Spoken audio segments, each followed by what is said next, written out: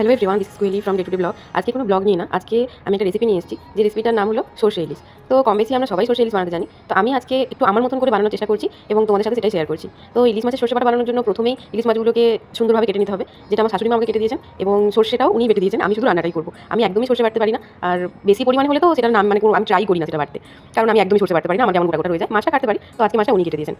তো তারপরেই কী করতে হবে, মাছগুলোকে ধুয়ে পরিষ্কার করে তার মধ্যে নুন, হলুদ আর একটু বেশি পরিমাণে সরষে বাটা, পারলে পোস্তও দিও। আমি এখানে সরষে পোস্ত একসাথে মিশিয়ে বেটেছিলাম, আর কেউ যদি চাও সেটা কাঁচা লঙ্কাটাও বেটে দিতে পারো। তারপর এর মধ্যে আমি সরষে তেল দিয়ে ভালোভাবে ম্যারিনেট করে 5-10 মিনিট মতো রেখেছিলাম। তারপর দেখো কড়াইতে একটু বেশি পরিমাণে সরষে তেল দিয়ে দিয়েছি। তো তেলটা একটু হিট হয়ে গেলেই ওই মশলা মাখানো মাছগুলোকে আমি এখানে এই তেলের মধ্যে ডাইরেক্ট দিয়ে দিচ্ছি। কোনো রকম আগে থেকে ভাজি না, কিচ্ছু না, শুধু মশলা মাখিয়ে একটুক্ষণ ম্যারিনেট করে রেখে আমি তেলের উপরে মাছগুলোকে দিয়ে দিচ্ছি। তো তারপর একটু হালকা জাস্ট একবারে মানে অপর দিকটা ভাজা হবে তখন, আর অপর দিকটা আমি উল্টে দিচ্ছি। দেখো দুদিকটাকেই হালকা আঁচ লাগিয়ে ভেজে নেবো।